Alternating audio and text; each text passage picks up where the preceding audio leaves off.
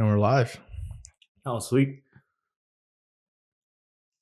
You nervous still? Yeah, I'm actually nervous because there's two freaking cameras right in front of me trying to freaking watch me talk. Anyway, You're a lot less jittery than everybody else. Everybody else was like, I mean, dude, if I'll be shaking right now. I don't know. I'm pretty sure you find you realize talking to me for I don't know how long that I'm really scared of talking in front of people. I would start stuttering and my Asian accent would start popping out more often. why? Is it because of your speech. accent? No, it's more of like speech. I have like a what's the word for it? Like stage fright. Stage fright? When you're put on the spot and there's like actual people freaking watching you, now you find my voice would like start shaking. I'm like, I can't do it. It's just funny because I grew up on the church, and on the church they would freaking tell you, "Hey, can you do a talk for the whole group?" And there's like 50 to 100 people, and then as a young kid, you're like, "Cool." But I'm one of those kids who's like, oh, I don't know what to say. I had a lot of stage fright too, but the way I forced myself into it was just to speak more in public, because I didn't like it. Okay, so yeah, okay, like this is you. If you don't have a house, just buy one. Well, I'll just say it. If you put yourself more in the situation, you kind of overcome it, because it's like repetition, right? I mean, you continue to get good at it. Oh, I agree. That's also one of the reasons why I'm doing the work that I'm doing right now. Oh, is that why? Yeah, because one of the reasons why I joined the military is like to change that part of me that I can't speak to people, to the point that I speak to too many people now that I don't care what their reaction are. And it's kind of bad because I'd be like talking on the same manner that I talk to random people to actual freaking, instead of being a professional leader in the military, I just talk without freaking tact or what, I don't know, like without professionalism. No, you do it. You still speak well. I think you just in your head, so you and I met 5 years ago. We went our own separate ways. I was a particular, very, I guess, rebellious type talker. I talked back, and then it obviously got corrected plenty of times. And then you were more quiet, or you would be like, "Hey, you probably shouldn't talk like that." But that's just how I talked, right? I wasn't doing it to be bad or anything. That's just kind of how like that. That's my demeanor, and but you don't do it in a bad way. I think you do it in a bad way because it's not how you used to be before, where you were so where you were so reserved to yourself. 100%. I still think about it too. Like, I mean, growing up, right? I'm very family oriented. I'm Filipino. Filipinos are known for like, oh, you're like quiet people. You're like really nice people. You grew up in church. I grew up in church. You look like you got a church coat on, a little half zip. Literally, this is what I wear whenever I go to church. And I'm like, no cursing, nothing about, no drinking, no smoking, no cursing. Follow whatever your parents say, right?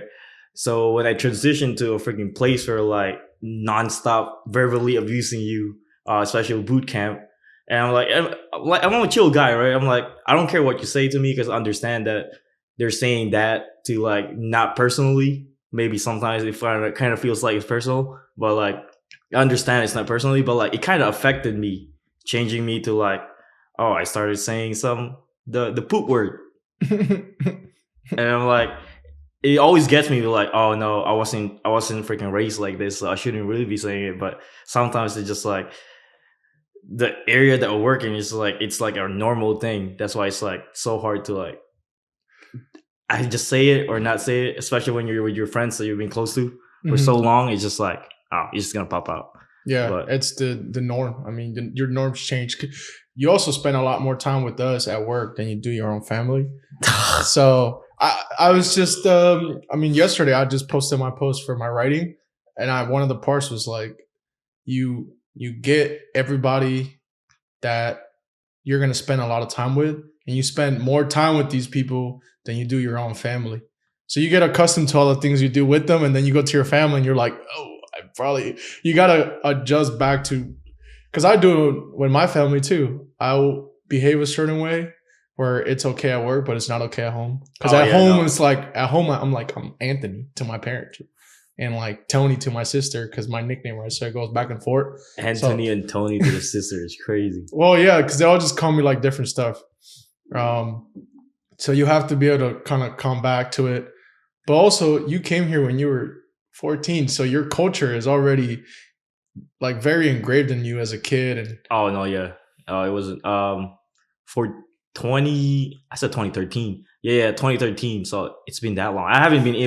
Dude, I haven't been back yet. Like I still have constant communication with like my freaking my school friends back then. Like we have a group chat. I still sometimes from time to time freaking pop in because there's like a whole 20-hour difference with the timeline. What's the word for it? yeah, there's a time zone. A time zone. It's like Yeah. a whole day freaking difference, right? But I'll pop out on my group chat and say hi, whatever.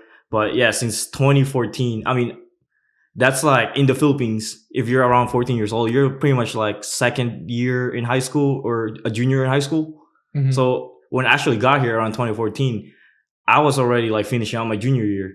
And I got in on the second semester.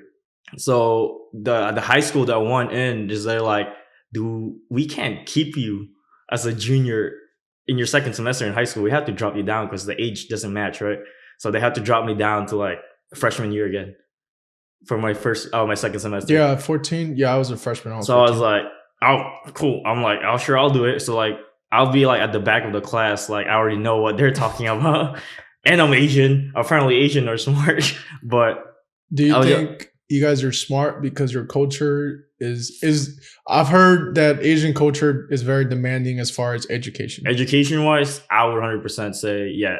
The reason why a lot of people think that Asian are smart because like they're really strict on education.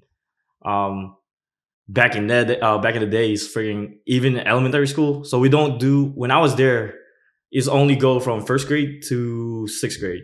There's no eighth grade, 7 or 8. You go straight jump to like high school. Yeah. But it's really strict. So like your teachers could actually like punish you. What do you mean by that? So like you'll do something stupid or like curse at your teacher or like, I don't know, something stupid or don't turn in your homework, right? You'll get like 3 slaps. So you have to do this with your freaking hand and they'll slap you with a metal ruler or a spoon, whatever they could grab first and freaking smack you. And like that's normal. It's not freaking child abuse or freaking abuse before, but I know now, I mean, it's been like so many years, like more than freaking 10 years. 2014, like what? Yeah, it's been decade over decade. Yeah, 12 years, 13 years. Like, I'm pretty sure a lot will change, so you can't do that thing anymore. But, dude, with this is like, the moment your teacher said, give me your hand. It's not even flat. Flat, I'll be all right. Like, when they do this, it hits your freaking fingernails. Oh, no, that thing hurts. It's the same way in Mexico. They hit you. Put your hand. This is why you're my friend. You put your hand in the corner, they just... But that's so old. That's so old culture now. They don't do that anymore. I mean, everything has advanced, right? Cultures advance and they adapt. But do you think that affected kids nowadays that they talk back to their parents? Because I would never talk back to my parents because I know my dad would whip that belt. I'm snitching on my dad right now, but I know my dad. I don't know what I could say on this freaking podcast, but like I know my dad would like whip that belt and freaking wrap it around his knuckles and be like, "Yo, come here." I think there is a difference between a spanking and like beating your child.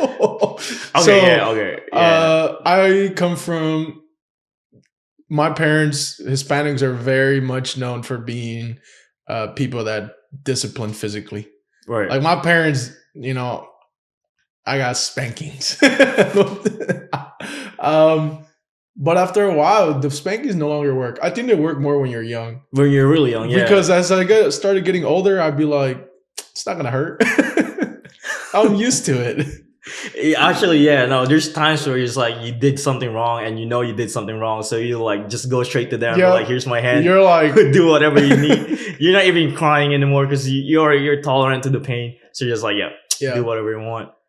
A lot of people I met, they grew up in the same era of being disciplined, and it's funny because all of them are like, you know what, some of these kids now need? They need to get their ass beat. Yeah, they need to get I don't know if I agree with that, but like, you definitely need some really strict freaking discipline in your younger days. I think it forms you by the time you're growing up, anyways. But there's always this thing about free agency though. So like, it don't matter what you learn when you're in childhood days. After you get out the house from your parents' house, you can do whatever you want. That is true. But it's up to you. It's your free choice to freaking either follow whatever you learn from your freaking parents or like go AWOL and like do whatever you want anyways. Yeah, that is true.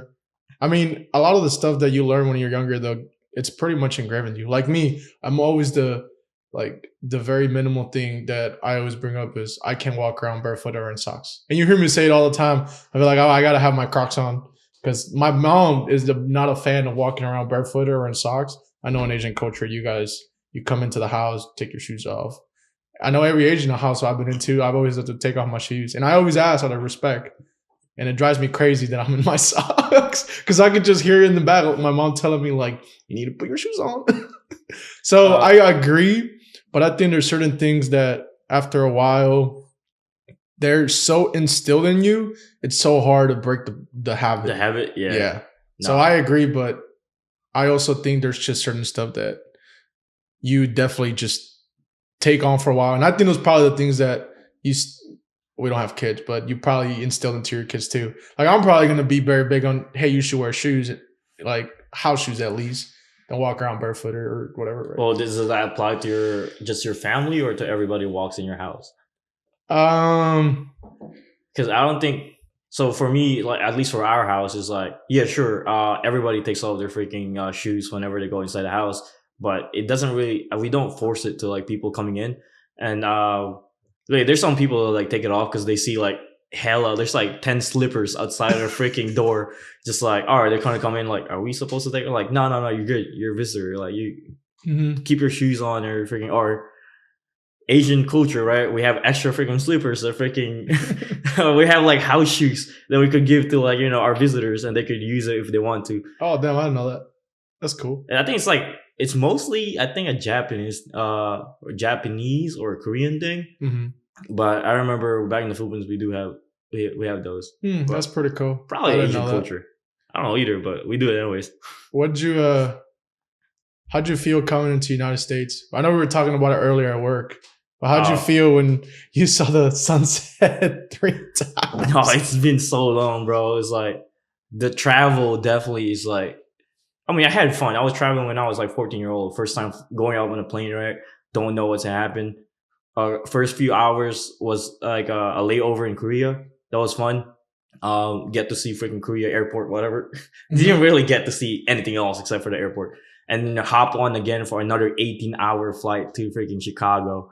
And big plane, TV, whatever, you could watch whatever you want. It's just like, I hate traveling because like I get dizzy so easy.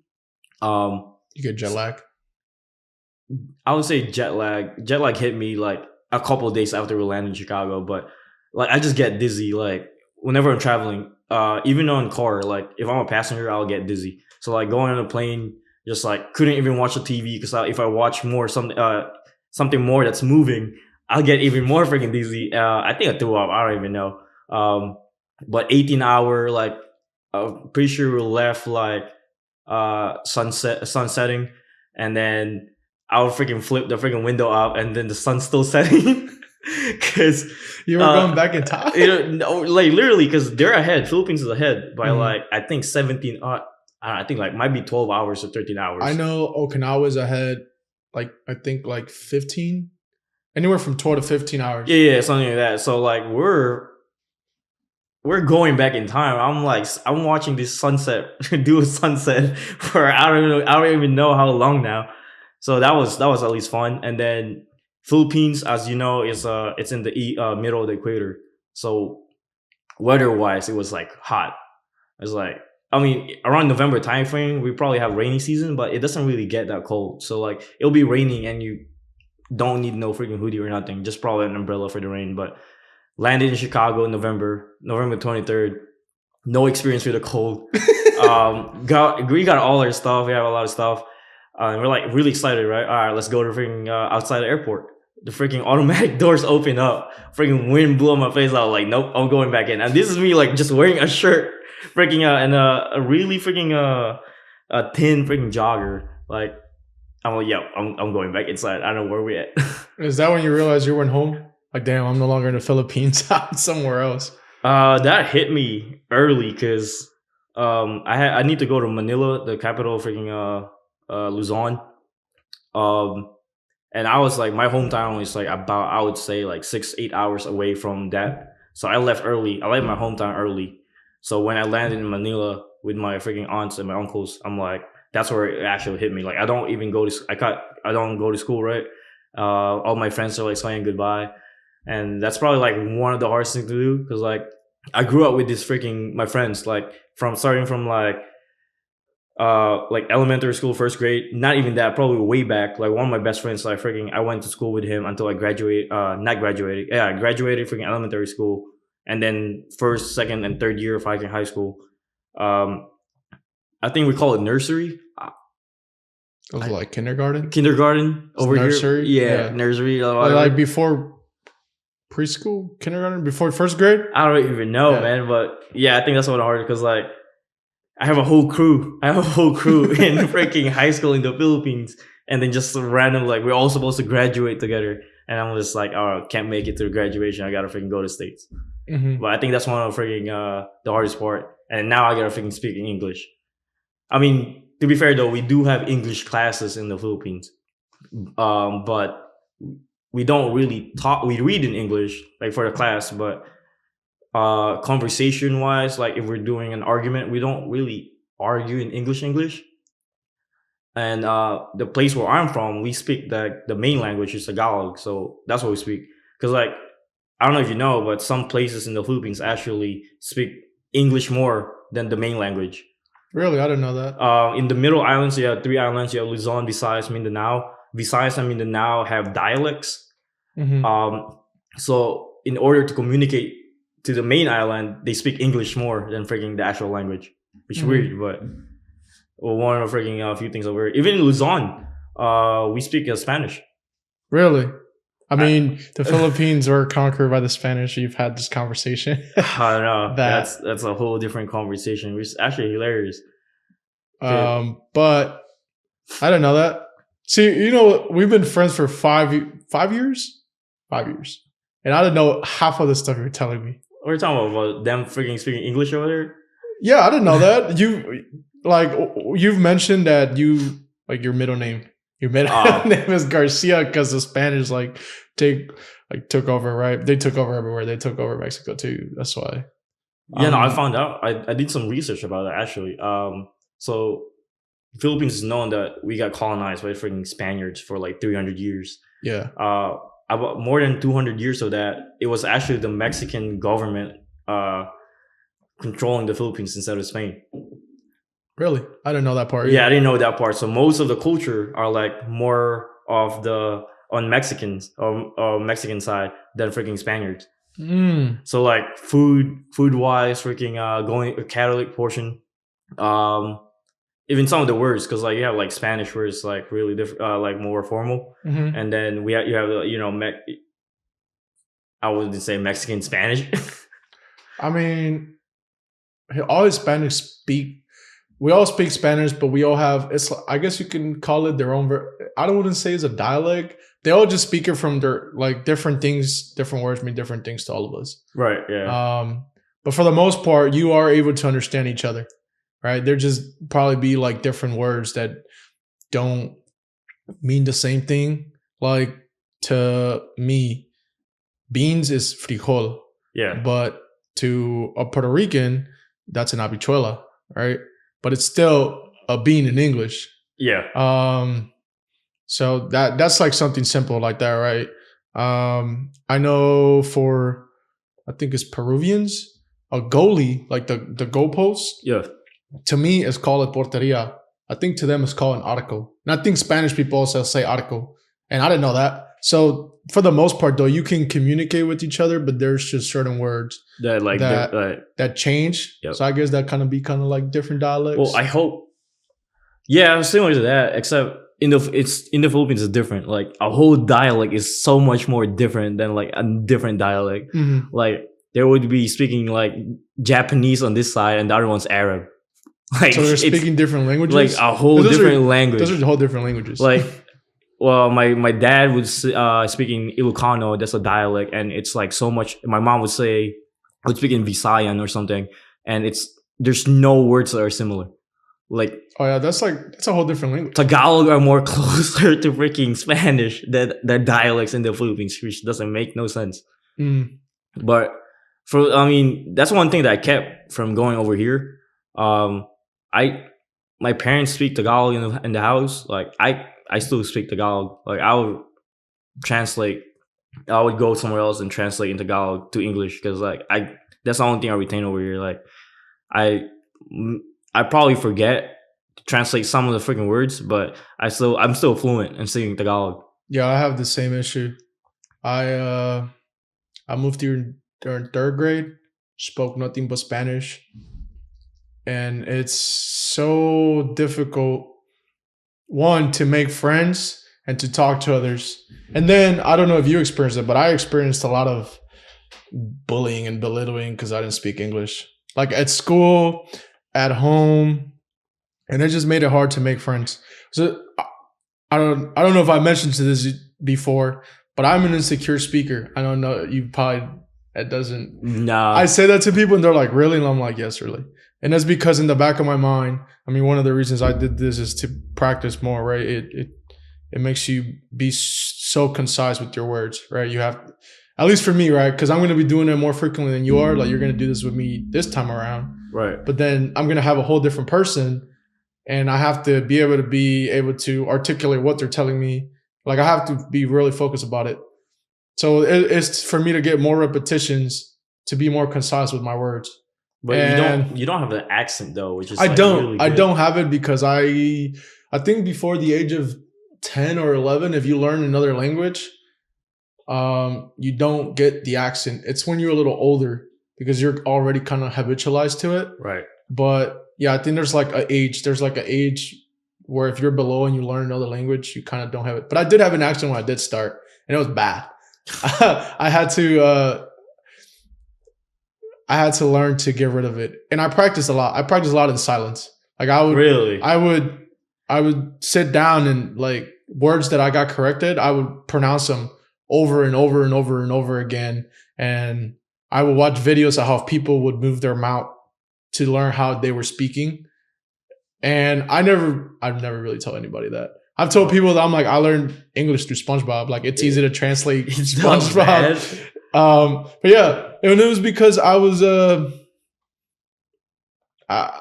very like, it messed me up with how much I got belittled, not only by people in school, but at home.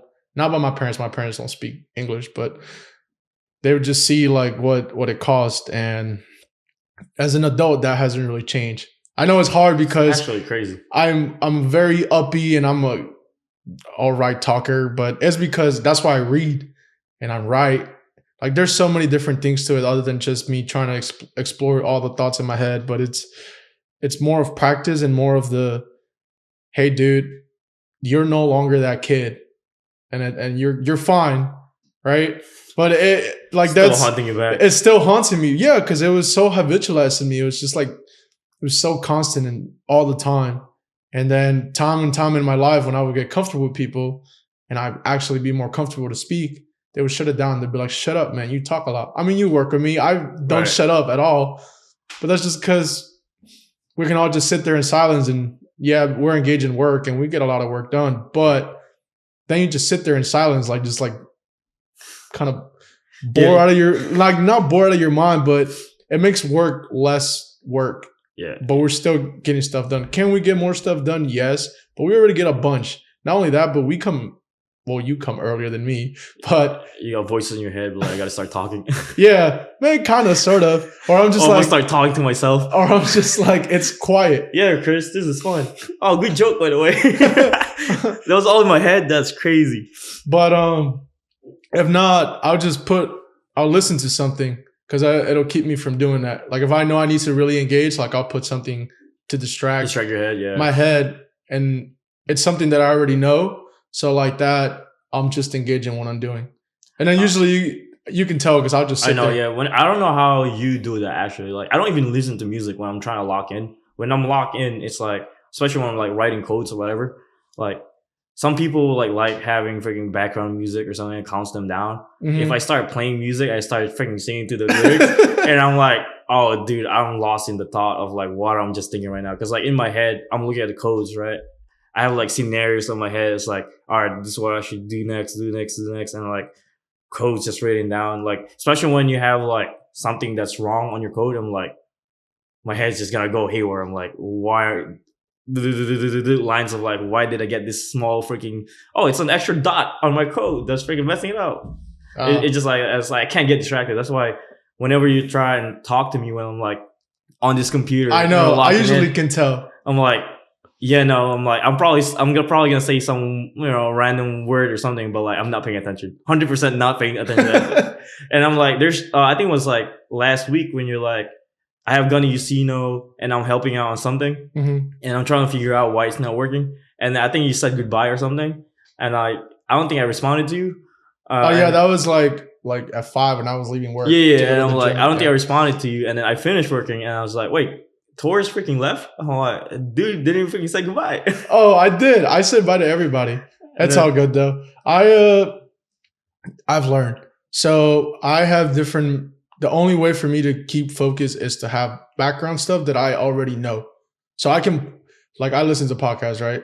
right, And I usually will re-listen to episodes that I've already listened to. I've already probably listened to them like 3 or 4 times, so I'm just listening to it again.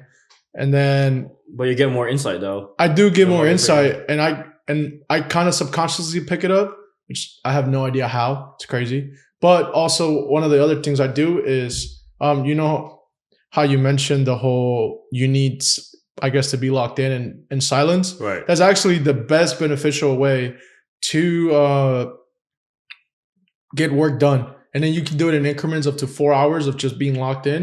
And then Right. your brain will be good because anything longer than that, your brain doesn't allow you to Oh like yeah, it gets go fried. past that. Yeah, you kind of get like overload or something.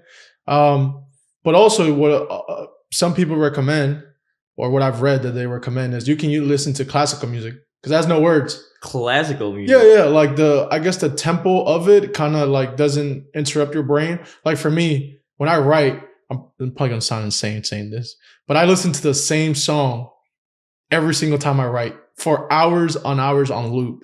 It's from a Ghibli studio movie called Howl's Moving Castle, and it's the theme song. You've heard me play it in the office I multiple probably did. times. But there's a like a version of it that's like distorted and slow, and it sounds a little more um like I want to say gothic. It sounds a little more dark, more a little sad, and it gets me in the mood of thinking about my thoughts. Because really, when I'm writing, I'm like engaging with everything that's happened throughout the week, and I Right. play it in loop.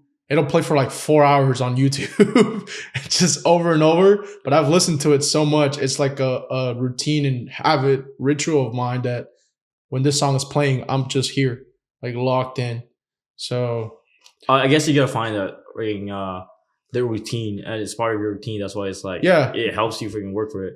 One thing I do pretty similar to yours is like when I'm running, um, I play something on random, and like once when especially when I'm running long distance, I did a 10 miler when I was in Kuwait, and a couple miles in, and then it hit can't hold us Macklemore hits, and I was like, oh no, this is a good freaking rhythm. I'm like, oh, I'm bouncing the kept on replay for the rest of the freaking 10 miles, and I'm just like, oh, yeah. yeah, Also, when you run like long, you get, I guess, runner's high, and you just kind of get yeah, in the it's just little like zone. vibing with the zone, like the music, and I'm just like constantly freaking, I'm not getting tired, not getting tired.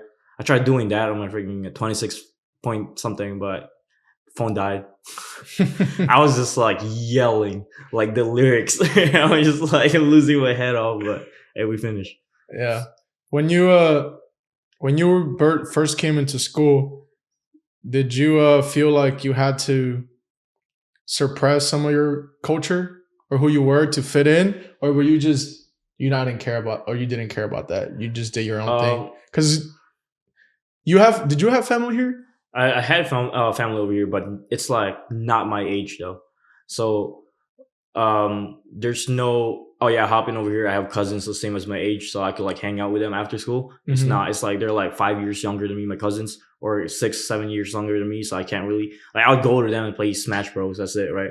But at school, I'm pretty sure I struggle making friends at first. Like I'm just this random, especially because I didn't start school the same as them. I hopped in on second semester. So Yeah. everybody made all their cliques already. Like they all already have their groups.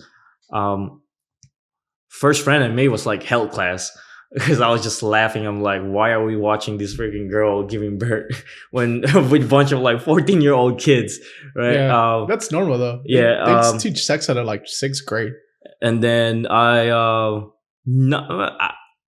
I didn't learn that until I got here. Oh, okay, my bad. I forgot all of. Yeah. Yeah, I'm like, and then yeah, I think I do good on sports. So I made a couple of friends in gym classes, right? Playing basketball. They started calling me Ninja, which I'm not thinking now. It's probably a little racist because I'm like this little Asian kid that's quick as hell and running on the court, and all they're yelling was like, "Oh yeah, that's the ninja over there." I'm like, it didn't really freaking click back then, but now I'm thinking, I'm like, you being racist? Like, it's a little kid. But yeah, I didn't get the bullying part, like on your portion. I'm just this little quiet dude on the back. I did mat leads, really helped me out because I started hanging out with these smart people, right? Like a mat club, right? I started joining competitions, and then met another Filipino kid. That's probably like there's probably like 5 Filipino out of this freaking 600, 700 freaking freshman. I think it was 600 in my freshman year. 600 students? Yeah, it's a public school. My school was only like less than 200. No, it was this, and one of my class was probably one of the biggest classes I graduated in my school. yeah, we're not even the biggest class. I think my brother freaking beat our graduation number.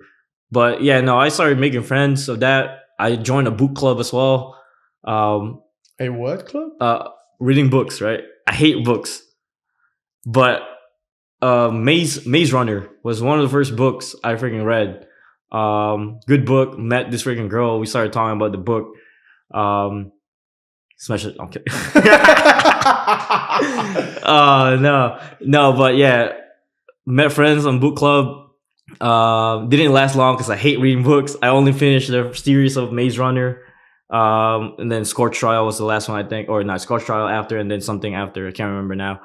And then I hopped into freaking the library. I started making friends with the library people because guess what? They have mangas.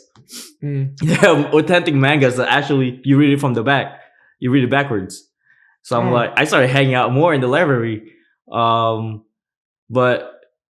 I guess that helped me out. Like I'm not really like I'm more of a reserved kid. Like I'll talk if I have to talk. Yeah, you're still the same way. But I'm also like, which I'm surprised you're my friend because I mean I'm reserved, but I'm not you reserved. Oh no, I'm very reserved. Like I would only speak up if I have to, except if it's like a mat freaking. Oh no, the only class that I would actually, there's 2 classes that I would be like, oh, I do it. Like I'll explain everything. Definitely not English class. Definitely not English class. Okay. Math and IT. So I'm really good with computers. Yeah, you are. So I'll be like customer service for like students that freaking break their freaking computers, and then math class because I love algebra, freaking trig, whatever, right? Do you still remember all that stuff? If I think I just need a refresher.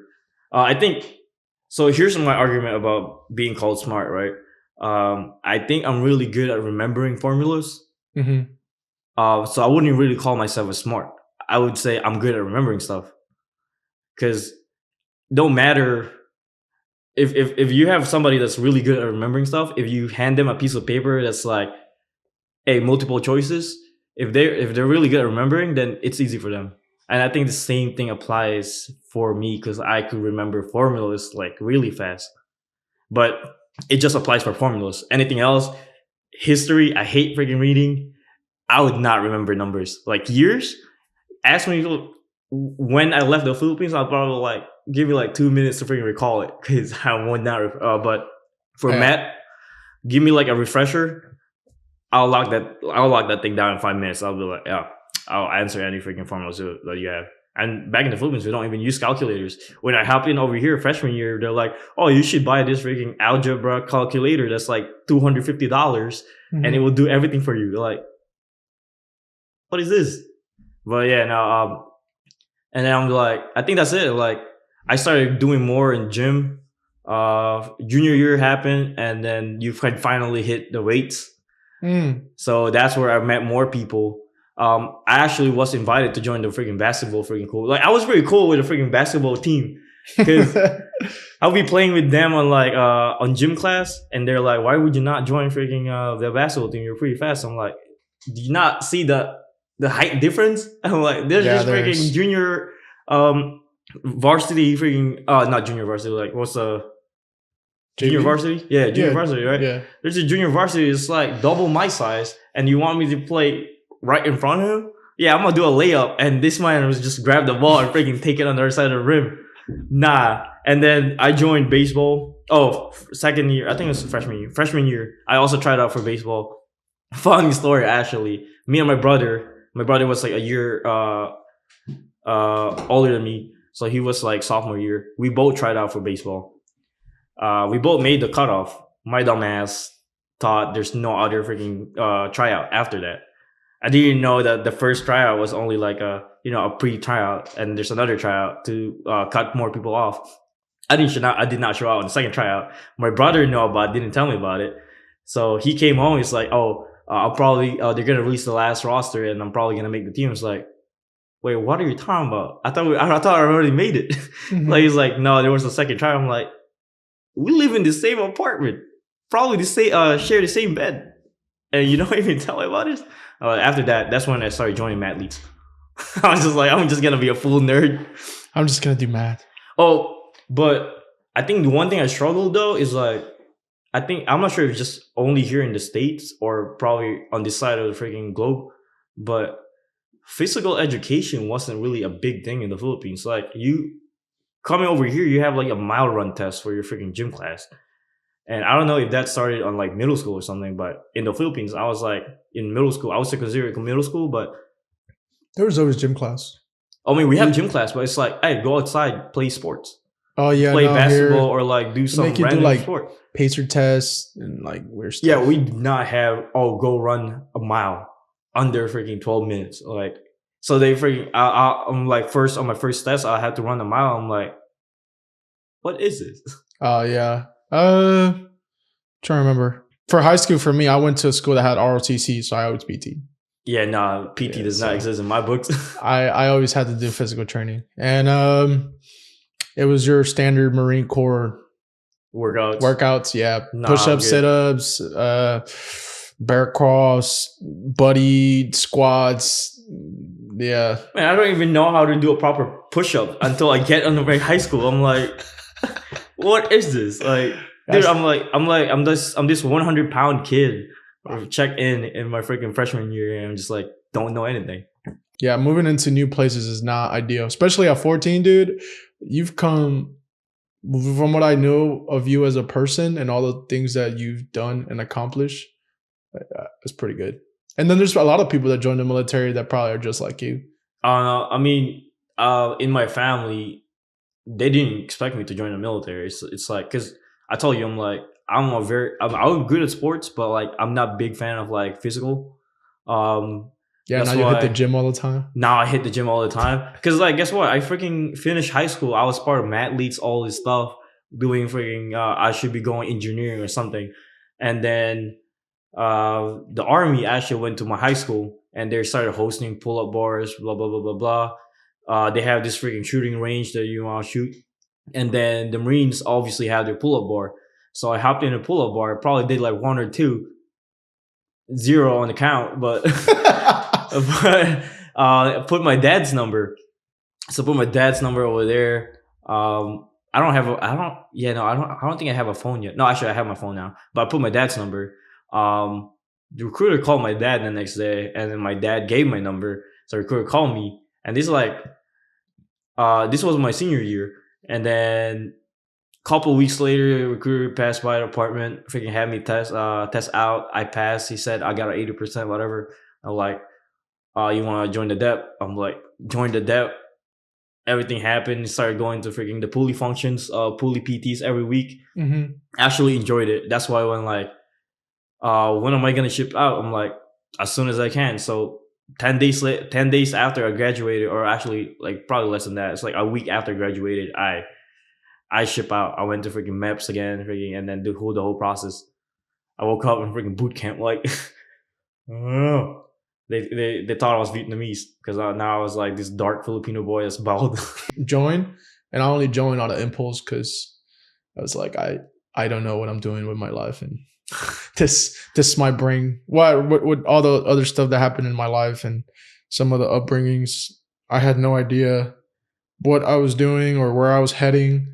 And in school, I was never really in school. I was always absent. When I was there, I'd sleep in class. I was reading manga. It's fine. I was reading manga.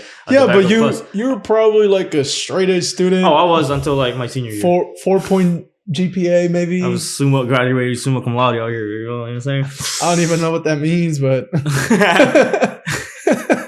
These man said I don't even know what that means. I'm guessing you were probably top of the class. When you graduate with a certain GPA, so they separate you. You have your summa cum laude. You're like the toppest freaking GPA out there, and then a certain threshold, you have like your magna cum laude, which is like second best, and then I think cum laude was like the third one. Second best.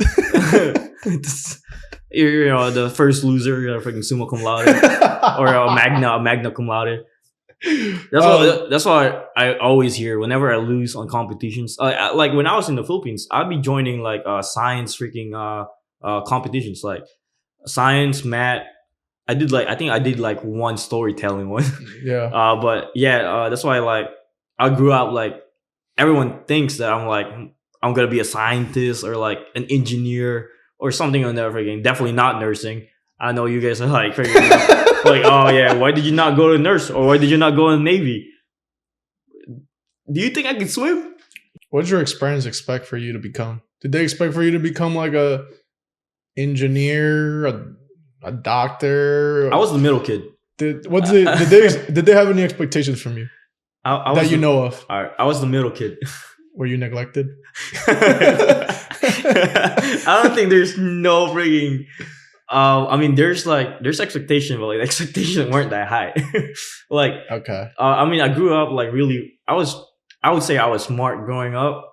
I was like elementary school. I was always freaking top of the class. You know, medals everywhere. To the point where like my parents are like, we don't even need to watch it because you do your own freaking homework by yourself. You don't ask us about your studies. And then I would just go home, tell them what happened in the day, and they're like, oh, okay, so we don't need it. And then my brothers are like smart, but like they're one of those like, I need help, right? So they would focus more on my older brother and sometimes on my younger brother. So you were and neglected. then I'll just like be on myself, right? I wouldn't say I'm neglected because they would like look on me, be like, how did you do today? Cool. All right, hey, hey, my favorite kid, come here. I'm gonna teach you how to ride a bike. No, but I mean, I didn't really expect much. Like, I grew up on a poor family, so I'm like, I learned how to like on a younger age. I didn't learn how to like, I wouldn't say provide for myself, but like, it just for my studies, I know how to do it for myself, right? I would ask questions, but like, I would go to the library or like ask someone else that knows how to do it properly before I go home. And like, probably my parents are probably the last people that would ask about something. Mm-hmm. And then, even growing up high school, like, oh yeah, I'm doing well. I'll show them my report card, and then like, oh yeah, cool. I think before I graduated and before I joined the military, I think my route was like go engineering, because I did my senior year before I joined the DEP program. I did a engineering class, which I really enjoyed too. Coding about stuff, 3D printing, all this BS. So that's when my parents started asking him like, "Are you gonna apply for colleges?" Right? Mm-hmm. Which is like, I actually got accepted to U of I and one more, Urbana Champaign. I got, and there's one more small college. You need a high score for that. I think the SAT is like a 1400. Something I get crazy. I got a high ACT. I did the ACT. Yeah, I don't remember the scores. It's been Yeah, I so can't long, remember either. but But I know I got they're a decent high. one. I got accepted to colleges, and then I joined the military. And then my dad was like, "Do whatever you want," and then my mom was like, "Why are you joining?" And then like, and I realized I'm like, "Oh, I'm over 18. I can join myself." Yeah, that's funny. I had the opposite experience. My mom was like, "That's fine, do whatever you want," and my dad always wanted me to go to school and be like a businessman or an accountant or something. Was he against it when you joined the military? Oh Or? yeah, 100%. Zero support. I think I told. Because I you're don't know if what, it was. 18? Yeah, I was already 18. Oh, but I forgot who I told. I think it was Jimmy or Jones on our recording, and I was like, my dad was like, "You'll be back in 2 weeks because you have an authority problem and you're always been a rebellious kid. It's like they're probably gonna get next to you and you're gonna swing." And after that, I was like, I had no like really goal of why I joined. I was just like, hey, this might give me some direction right. because I have like part of the reason why I do a lot of stuff and go through a lot of things is to find out like what thing is the one thing that pulls me to do stuff, right? Where I'm like, I really love to do this and it's hard and it sucks, but I love doing it. But my question is, like, when you were young, do you have like? I mean, obviously, every kid have like a future dream job or whatever when they grow up. Yeah, when I was young, I wanted to be a police officer. And then Matches with the attitude, sure. and then at 15, I lost one of my friends, and it pushed me to want to be a police officer even more. And then eventually, that kind of just went away. I found stuff about finance, and I started to love numbers. And then, yeah, from there, I was always a very self improvement kind of person from young age. Like I would watch videos of like like mentality and reading books about like self improvement or. I mean, from your story, from like when you were in school, like you would go back and correct yourself on how to pronounce something, dude.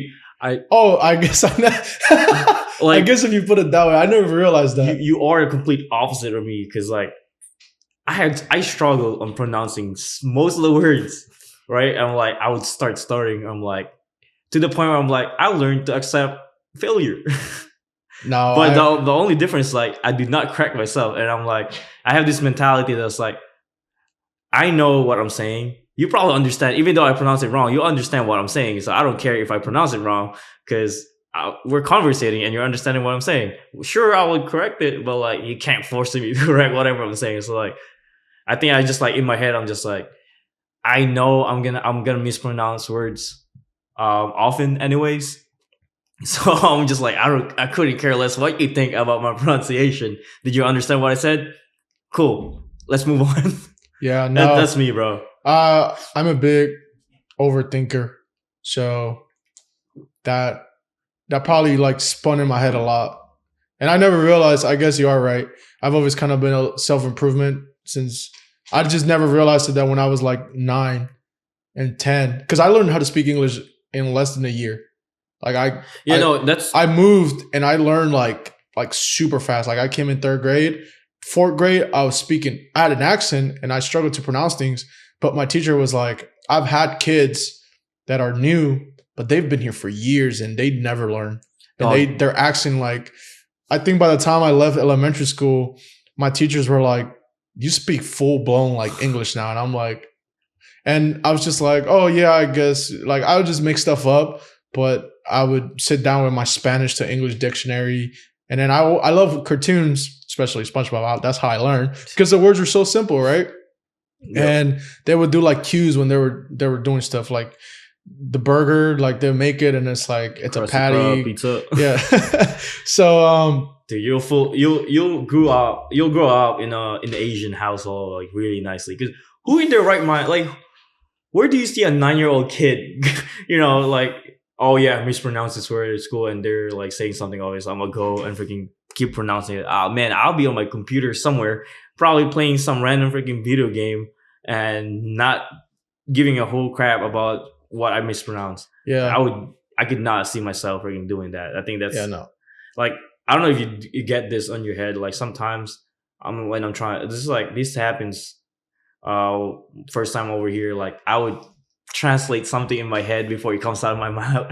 And Oh yeah, I've like, done that. My mom just asked me, "It's like, do you think in English or in Spanish?" And I was like, "I sometimes think in both." Yeah, I'm like sometimes it's like, oh, but nowadays I'm like speaking like, oh wait, I'm actually speaking English, but then I'm like, I gotta freaking translate it back to freaking Tagalog first to make sure that I'm saying something right.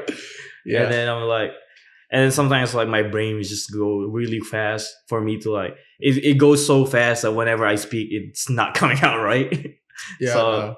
The other thing I like, the ways I've overcome it is I either if I mispronounce something, I laugh through it, or I just continue, or I'll just be like, yeah, I messed it up, and then I'll continue to talk anyway. right. Like I've been mispronouncing due diligence. Due diligence.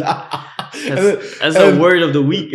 And I've been messing it up at work, and guess what? I come back and I'll say it to myself a couple of times, and I'm like, I'm pronouncing it right now. But what is it that when I'm trying to say it at work, I cannot pronounce it correctly? Due so diligence. it bothers me. But yeah, there's a lot of people that, even people that don't migrate or they move from place to place or grow up in a certain household. Because my sister, like growing up with my parents, she was a mainly Spanish speaker. Even if she like you go through all the grades, right. like yeah, me too. Like even if just that household thing, like just coming from parents that speak a different language and that's the main language of the house, you still struggle because that's how you come up. Because in school, like you use it, and then if you're a reserved kid, right, that you're very to yourself and you don't practice that other language in school, you struggle. Because my sister, like even if she's pretty smart, good in school, honestly, way too much of a perfectionist. If she gets like a B, she'll cry, like and she's also gonna fit in a freaking Asian household. But she is she's super honest. She's like, I'd rather speak Spanish than I speak English. And then she'll be like, I'm not very good at it. And I'm just like she took tests, and she's like, I think at like 6th grade, since she gets good grades and a bunch of stuff, they made her take like a bunch of tests to see where her like comprehension was for math and English. Yep. And she was at like senior level English. Jesus. At like in like 6th or 7th grade. And then math, she was like 10th or 11th grade or sophomore and junior. And I'm just like, are you sure you're my sister? Because man, she's smart, bro. And then yeah, but she's also I would say she's smart and she has good comprehension, but it's also how much work she puts in. Like she does her homework at school, and then whatever homework she has, she goes at home, and then when she's not doing schoolwork, she's reading.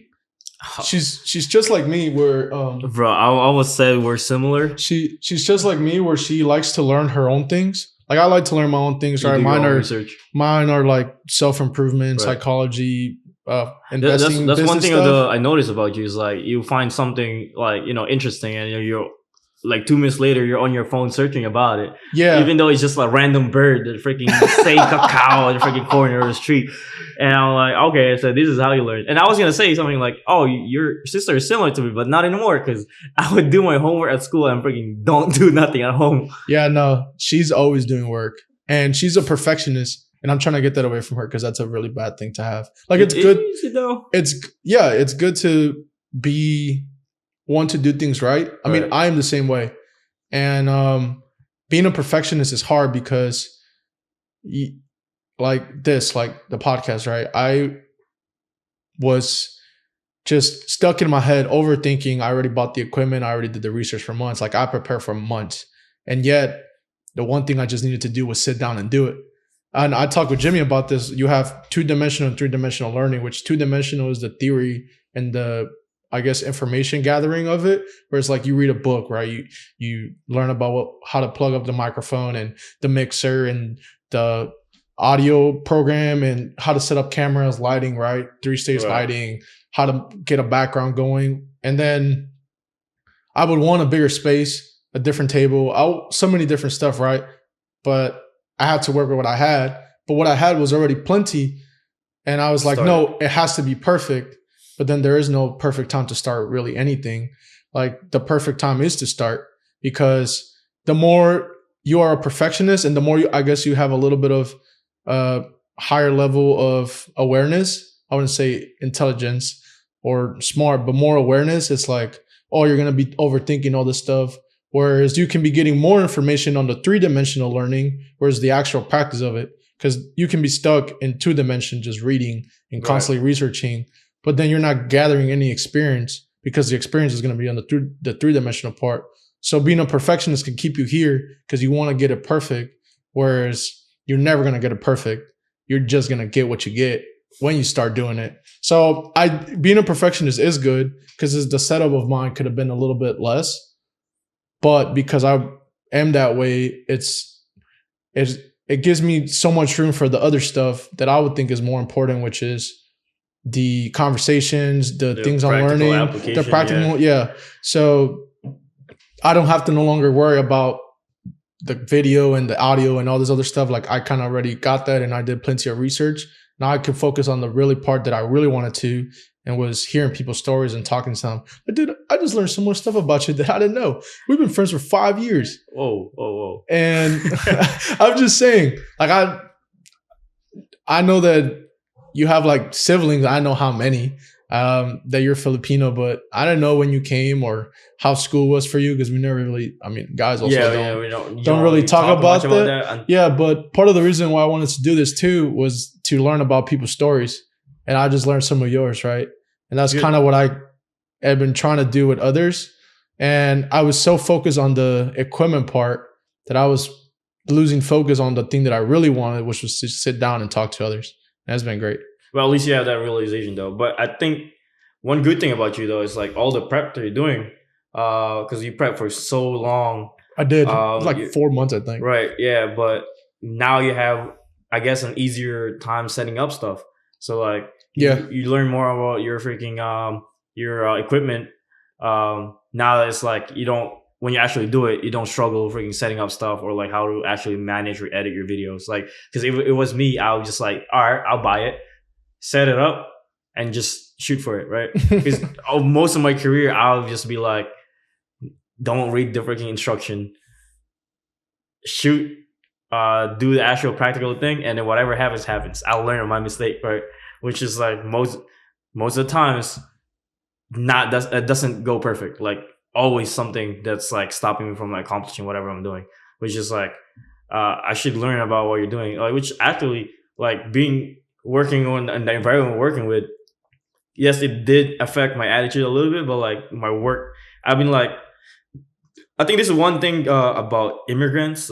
We're really good at like taking stuff in and applying it on our daily lives, right?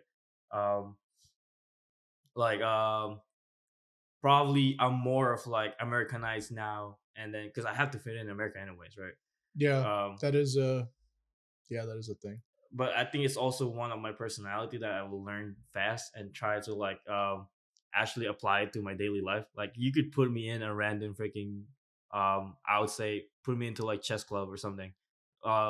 Let's pretend that I don't know how to play chess, and like just by watching, because this is me when I was in high school. I would just sit down in the back of the class on probably the first half of the year and just like watch people, like barely talks, no nothing, but I watch people. But I learned from watching. I'm not very fond of freaking reading, but like I'm really good with freaking practical application. So when somebody shows it to me instead of me reading the book on how something is done, then that's where I learned from it. That's why when you're saying like, oh yeah, you're like, why are you so good about everything? Like, yeah, because I watch you do it, and then like it just retains them. That's why I also argue that's like sometimes it's just not you being smart. It's just like how good your freaking your memorization is. Yeah, but it's just my brain. The thing my brain works is like, oh, I don't stuff that I don't like. It's not gonna retain it. It doesn't retain. It only retains. It only retains the stuff that actually you want to focus on. So it's not like you're really good.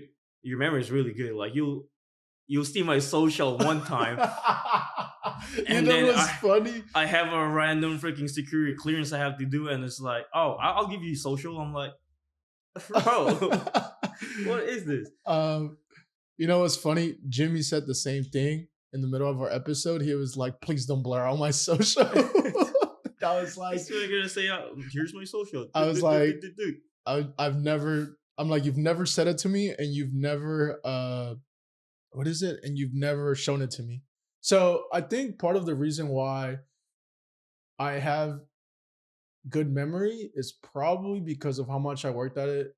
I've been trying to figure out why, but I think it's because when I was younger and the whole practicing words, yeah, I think it was not just the practicing, but the working of me trying to remember that caused. But I've always kind of had, I can remember a lot of stuff from my childhood. Now there's certain stuff that my brain kind of tunes out, like certain like bad traumatic events or like really rough stuff that happened to me. right. For a really long time, my brain just dumped that out. And then as adults, like I'll have like a I guess like a trigger or hiccup, and it'll recall why that happened. And I'm like, and I'll sit there like, where'd that come from? Right? Because there's another thing with trauma where the trauma can overwrite the actual events. Um, Well, replace it with like something else, so make your freaking to cope for yourself to cope for something. So yeah, you don't freaking remember it. yep. There was the the podcast I like to listen to the most. He spoke about a lady who she got attacked and mugged in her house, and she was watching a TV show, and when the police report and everything came through, uh, the person in the TV was the person she mentioned that attacked her, but when she pointed that that was him that attacked her, uh, he was like, no, I was actually at a show. And then they checked and his alibi checked out. And funny enough, I can't remember the name of the guy, but funny enough, the guy that was on TV, he was about to speak about the issues with traumatic events or like or like big emotional events can overwrite what actually happens. So she had gotten mugged, and because she was watching that television show, and that guy's face was the last thing that she recalled from it. But yeah, memory is an interesting thing because then there's the if you memorize something, do you really understand it? No, that's what I'm saying. It's it's literally some education system. It's just like memorization game. It's like memorize this and this. Because it's like uh, here's the other part is, well, do you know how to exercise the rules of English writing? Because you think about exercising the rules, and you have conjunctions and how to use a Right. Yeah. semicolon, and when there's a pause, which is using a comma, and then you have colon, and then the what is it, the siphon, the little line thing, the hyphen. Yeah. So there's all the rules. I studied very much, especially with me writing now, is how to use the rules of writing in English and punctuations and uh, coordinating conjunctions and all this other stuff, right? Well, I think that's what separates what being smart is. Like, yes, you can memorize as much as you can, but if you don't know how to apply it on something, then it's useless, right? Mm-hmm. Um, that's why I'm like the smart people that I say you're smart is when like, oh yeah, you bring out this idea or something and you apply it on something, or you actually, I, I'm more freaking. I applaud more the people that freaking bring out ideas to the table Mm-hmm. than how much you could actually just memorize. Because you could recite the whole Bible or something, but if you can't freaking bring out an idea on how to apply it to your daily life, then it's pretty much useless. So being smart is basically more about application than it is information retention. 100%, I would say so. I've discussed being smart with a lot of people because um, I think you are smart for the things that you have your like you said your applications, Right. like that guy, right? That's a gym bro. Like Yeah. he has all his knowledge and feedback from the stuff he does, from his prep, Right. his working out. He knows what workouts work best for chest, right? Yeah. He has all that feedback loop. But for anything else, he's not going to be that smart, right? Because he doesn't do all that stuff. It's like me. If I were to give you all my equipment right now, would you be able to handle it as much as I have, or as much as I know how? No, Not definitely really, not, yeah. because dude, your time. That's not how you spend your time. You don't spend your time learning how to use this stuff, right? As in Right. me, I spent a lot of hours before I even started using it. I was like, okay, this works, this does this, that this does that. And then I think people get caught up on the word, like they'll be like, oh, that person is not very smart. But you have to look at what is the topic at hand. Is it something that this person spends a lot of time doing? Because if you expect for them to be able to be smart on something they don't do, it's not really that they're not smart. It's that they just don't do it. Right. Um, I think it also affects on like how much they actually like doing whatever they're doing on hand, right? Because if you tell me to read books and I don't really like reading books, then I could try and read it and try and learn something. I'll probably learn something, but I'm not gonna be on the same level as like someone who's gonna tell you like, oh, this is what I learned from this book. mhm. Damn, I read for I probably would read like 10 pages and I'll be like, yeah, now I'm good. Yeah. That's, Um, yeah, that is true. but that does that make me freaking stupid though? No. Everybody retains and comprehends information differently, but there's 100% like I've been doing this for a while and it's just not sticking. I should walk away from this. Right? Right. Because for me, I I'm not very good at computers. Like what you do, coding and using SQL language, and you probably do Python too, Yeah, and that's what I learned. CCC CC plus. plus. Yep. Like I don't. It's foreign language to me, right? However, we talk money. It's a whole different ballgame for Right. me, Exactly. right? But there's also where you know as a person what your strengths are. Like for me, I like finance and business and self improvement and learning and all that. So that calls me, which I always say like I don't know what my purpose is, but at least I'm creating something out of all that stuff. It has more clarity now than it did when I was younger. And but if you were to put me in a computer and be like, "Hey, do this," I'm gonna look at you and be like, "Do you just want to? Uh, Do you yeah. just want to trade?" Yeah, I'm Because good. I'm kind of like when I was setting this up, I'm like, "Hey, do you want to set up a website for me?" And you were like, "That's easy." And I'm like, "Yeah, that's easy for you to say because you love that stuff. You love to code. You can sit there and code all day." Yeah, I think you asked me too, like if I But want to set up one, but I'm like, nah, not my thing, so I'm not gonna do it.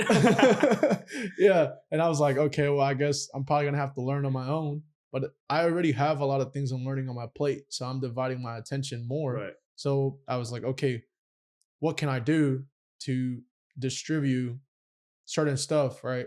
So like my writing, I was like, is there websites that I can use that like if people just sign up with an email and I write something, it distributes it to their email without me having to build anything other than a profile. Yeah, pretty much. So I found it. All right, there's a platform called Substack. It's like a social media for people that write long term form, and I post it right. And at the bottom of it, I put a little thing that says subscribe. And you put your email in there, and every Monday when I release something, it'll shoot out in your email at 6 in the morning, right? And instead of me going out and building my own website, I Right. just have this thing. Also, they subscribe at the bomb, and then on your next post, it automatically gets sent to them, or like Yeah. they get tagged on it that you freaking made another post. That's actually really nice. Yep. Because that was one of the things I was trying to do. I was like, oh, I have this thing and it'll be more centralized to more writing and exploring all the stuff that I'm trying to write about and like think about and push out. It really is all kind of selfish. It's really more for me. It's like a little, I guess, digital diary. But there's people that take interest in some of the things I learn. Yep. Like they'll swipe up on my stories and be like, "Oh, that's pretty cool." When I started teasing that I'm going to do a podcast, a lot of people were like, "Oh my god, that'd be so cool!" And they're showing their support. And a lot of them are curious about what they're doing. And the only reason why I do everything is because I'm a curious person. Right? The name is Curious Notion because I'm curious about everything. I mean, earlier you mentioned the way I learn is I see a random bird and I'm like looking up Yeah, the just like it don't matter what it is. It don't even matter what level it is. Like it could be like a freaking like I said, like it's a bird, and this man is like quiet on the corner. We're like having a regular voice conversation. I don't know. I think we're eating or something, drinking something, and then this man just went completely silent on this corner, like searching about birds. And then 5 minutes later, he's like, fun fact. I'm like, I just learned this right now, but guess what I learned? I'm like, oh, wait, how? But like, because you have that freaking, I don't know, you get curious about something and you just lock in and freaking try to learn as fast as you can. Yeah. Well, I guess that changed my mind now. Then it's like, let's just say people are like USB drives now.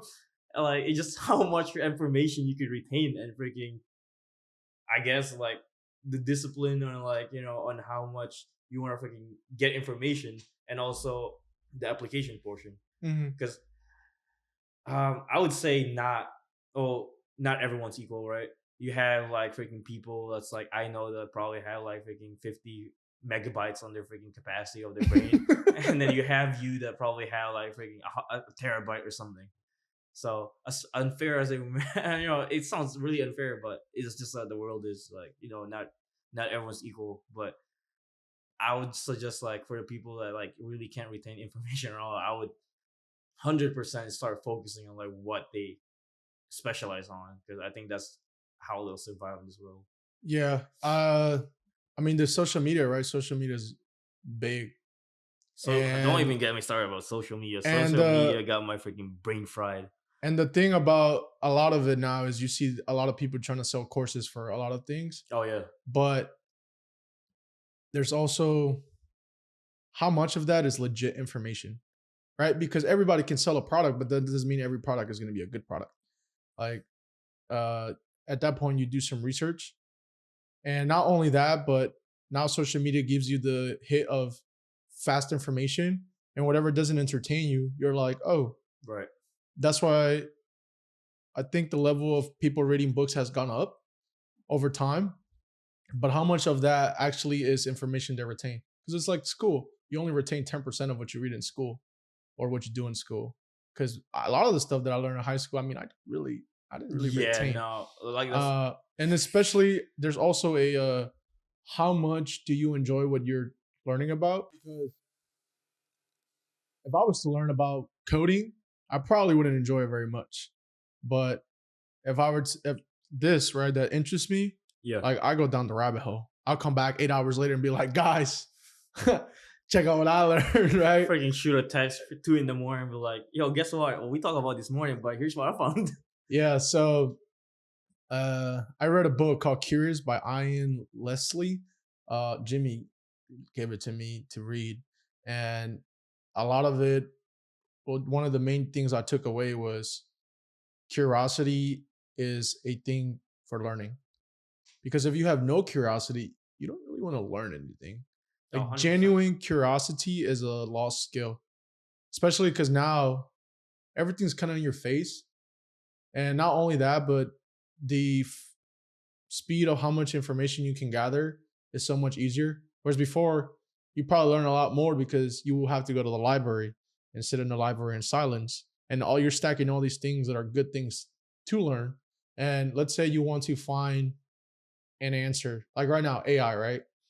When you get stuck, you can just go to Chat GPT. ChatGPT that thing. And Like, yep. if you're coding, you're probably like, run my code, tell me where I'm messing up, and it'll probably be able to pinpoint you where you're at. Yep. To find like the extra period, like you mentioned earlier.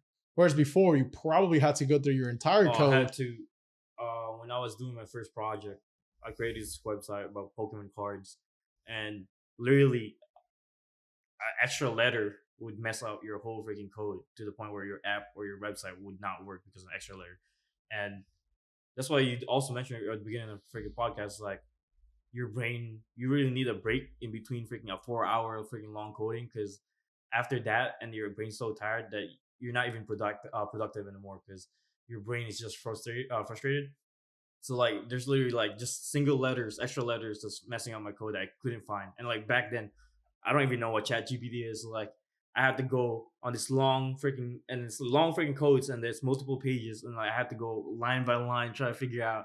Well, nowadays you have like error freaking thing that freaking tells you, hey, this is possibly why you're not freaking your website's not working because of this error, and then you just freaking maybe this is where my freaking it gives you clues and Yeah. helps you out and figuring out where you mess up. And that probably helps now for the most part, but it also takes away because before, like, you will learn all the stuff, right? It was long and like long formatted learning Yeah, because you have to go line by line. Probably, I don't know what code really looks like, but I'm guessing there's a bunch. it's I've seen line by it, line. but it's line by line, right? It's like, It's just think of it as like writing an essay. mhm, You love writing, right? It's pretty similar. So you have your freaking header, your body, and pretty much your conclusion.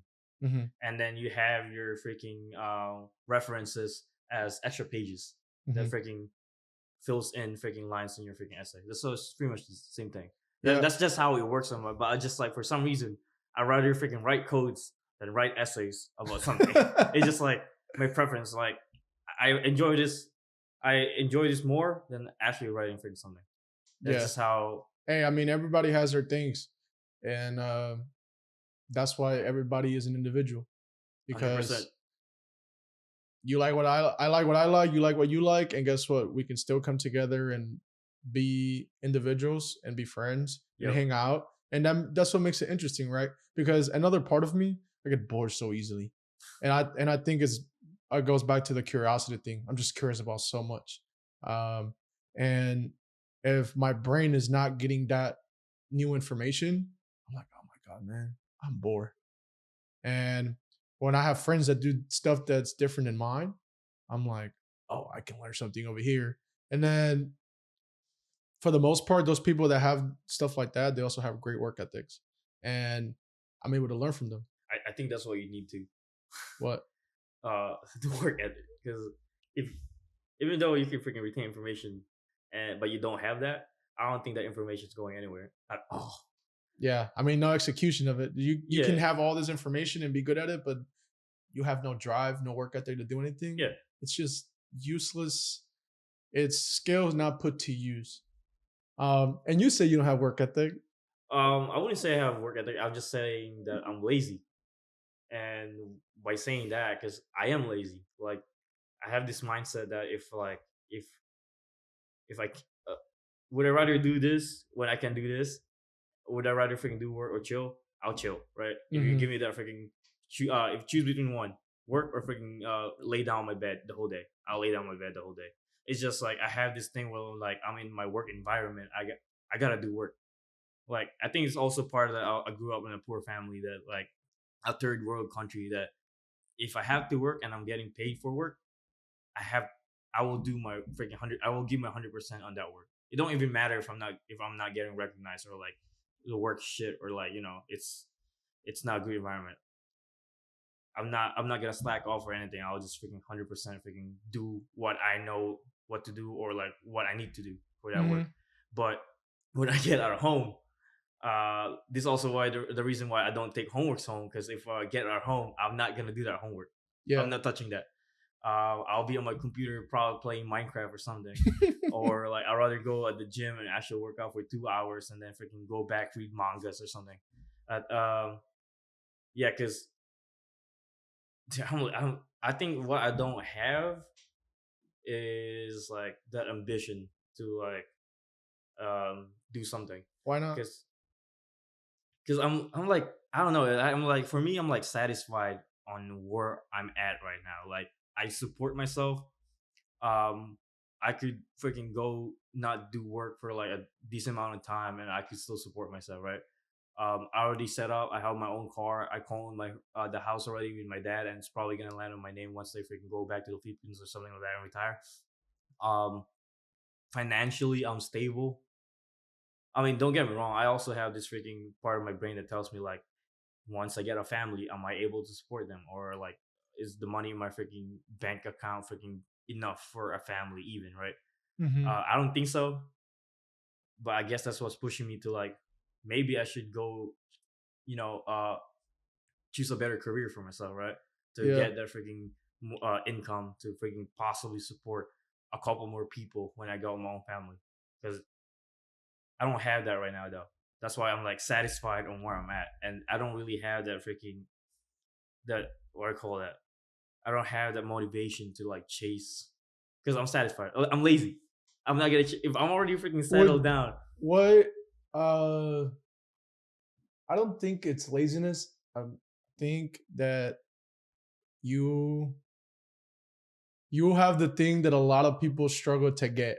me one of those people, and it's being so I one of the big things I'm like searching for is purpose and happiness, right? And I've learned now that happiness is a seasonal emotion. You're not always happy, and you are not always sad. You're kind of just bouncing in between emotions, right? And I think if I were to put a definition to happiness is being okay where you are, Right. like not wanting more and not wanting less. It's like I have everything and I don't want anything else. I don't have any desires for anything else. Right. And I'm sit more on the side of dissatisfaction and I guess on happiness because I don't have all the things I want. And that's why I always tell you, I was like, I wish I could be more like you because I wish I'd be able to sit down and just be like, I can relax. Dude, if I sit down and relax, I'm losing my mind. I'm like, oh, Nah. I gotta go do something. I gotta go learn. I hit the gym already. I learned that thing today. I read this. I read that because I'm like, I could be doing more. There's always more. I think I have that. And if I learn these things, that means I can learn a skill that later on I can use for to gain something else. And me too. I grew up poor, and a lot of the things I do is I want to be able to have enough skills to offer either a job or if I start a company, I don't know which one, right? Right. I want to be able to have the ability to make income where I am present because you also grew up just like me in certain aspects. Your parents work a lot and they are not present. At least that was for me. Oh, the same for me. When one of my parents was working, the other one was at home sleeping, and then they would flop. Yeah. And then you kind of just there. And for a while, it was just me, right? I think I hit one of my goal. We have when my mom stopped working. That's probably one of the check mark that I'm pretty happy about because like you said, you barely see your parents together. Even in the weekend they'll do overtime just to freaking provide for the family, right? And coming to States, my freaking parents still doing the same thing. They both work, barely see them in the house, right? And then to the point where um you see your mom coming home from freaking work tired, and then she still got to freaking cook for the family. Mm-hmm. So I think that's like the drive when me and my brothers got our work, like we started working and we started making money. We told my mom to like, hey, you stay at home, freaking we'll provide for you, we'll give you freaking allowance and do all this stuff. Because like I don't growing up, like I don't want to, especially right now. Like I know I could work now. I actually make decent amount of money. Like it's not working. Freaking stay at home, we'll provide for you. I think that's why I'm like satisfied of where I'm at right now because like I know like I could provide for my freaking mom now. I'm like I'm not chasing for something freaking higher. I'm like I wouldn't say I'm not materialistic that I freaking because you know me. I'm like I buy the most. I'm very impulsive on money. It's weird because like I'm very impulsive on money, but at the same time I'm very financially responsible. I don't know how that goes together. Yeah, but like, I mean, you just have more income than expenses. that or like I know my limits. Yeah. Like to the point where like I'm not if I know I'm like closing into where I'm gonna start touching my savings or something, or like my checking is gonna go down below a freaking certain amount. Like I would stop freaking spending and save that for the next month and start spending again. You know, Yeah. like my dad. I grew up with my dad. My dad's not. He's not a materialistic person. Like barely buys anything for himself. We have to force him to actually buy something for himself. Yeah, my dad's the same way. Like I think that's why I'm actually that's where the financial part of my freaking my life started. But at the same time, like if I want something and I want it right now, I would go anywhere. Like I would go Amazon, and I also hate ordering online, so I would go check out nearby stores first. Because like I'll be like, oh, I want to watch. Like I'll go straight Best Buy. My last option would be like ordering online because I don't know. I don't know about you, but like when I order something online, it triggers me that I have to wait 3 days for it to come to your freaking house. Don't even get me started with Lululemon. I freaking ordered my Lululemon. The only time I actually, I'll find a good freaking hoodie, I'll freaking buy it. Didn't order got freaking I don't know delivered somewhere else and I didn't get it. So I'm like now I'm hating on it, but Yeah, so you're gonna like this quote then, and this is where I like where I have so much stuff in my brain.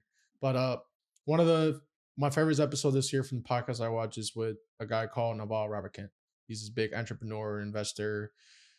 Yeah, he does a lot of stuff, right? Yep. And one of the things he said is it's so much easier to achieve your materialistic desire than it is to renounce them.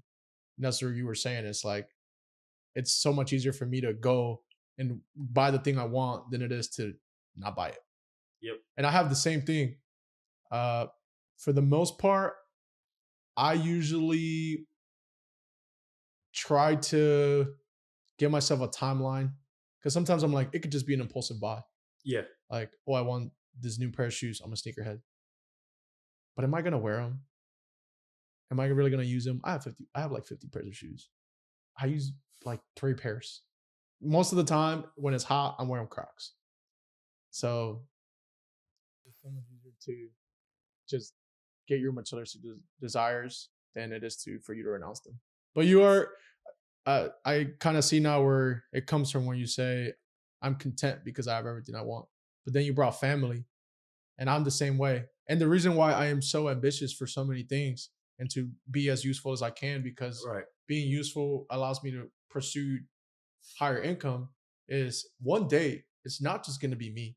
Exactly. Like I tell people all the time, I'm like, I am the way I am because one, I grew up poor. I want to have my parents not work, not just my mom, but my father too. Right? Me and my father have a rocky relationship, and it's gotten better as I gotten older. One, because the things he said make sense, but two, because I've also been more open minded to the things he told me. And at the end of the day, your father is probably the only man in the world that wants best for you than yourself. Like you can have friends that really want good for you, Right. but I don't think nobody comes as close to like your Your dad. father. That's also your And father. That's your freaking blood and bones right there. yeah, like he's gonna want better for you. And my dad did. He always has and he still does. But I didn't know that as a kid. You don't know better. So I would like to have him as long as I can by having him to stop working. Not only that, but he's provided. This man worked to the bone.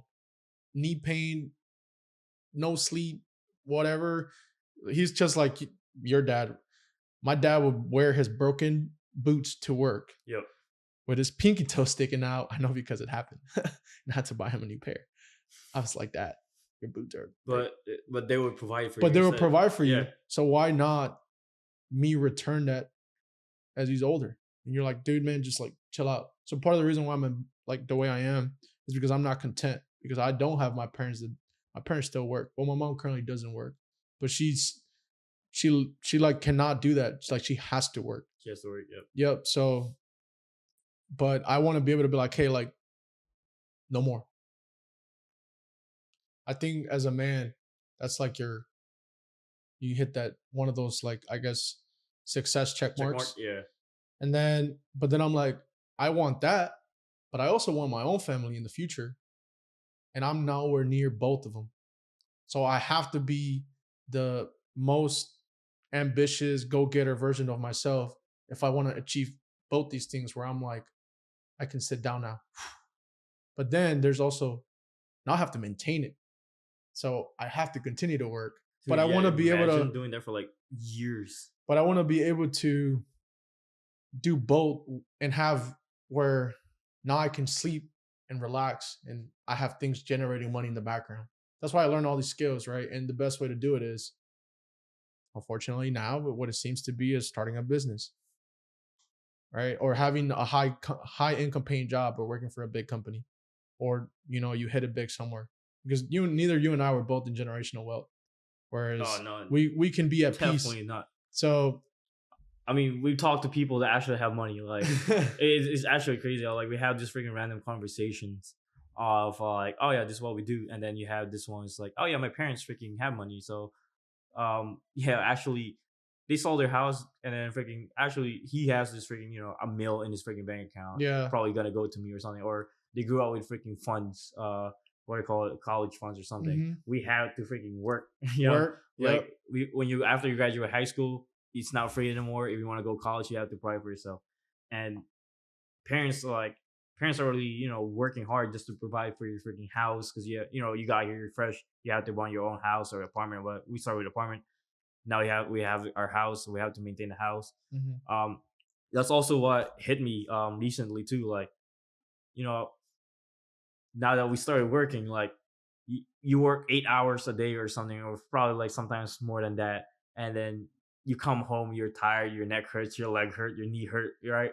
And then you're like, you see your dad in the weekend, you're like, this dude's been doing it for like 20 years or since I was born, like, Yeah. and then that's the realization that's like, oh yeah. I've been telling my dad, like, yo, have you been going to freaking medical or something like that for a healthcare? Because Yeah, my dad doesn't take care of his health either. this man's like, from black hair, everything's white already, or like, like I see him like stretching out and he's like probably hurting or something, but he's not telling the family. Um, that might be. I'm pretty sure that's probably the next goal. Which I'm pretty sure you should be retiring soon, anyways. Which I think they're gonna. I think their plan is to retire in the Philippines because we actually have land in the Philippines. Grandpa was freaking rich, like a World War II vet.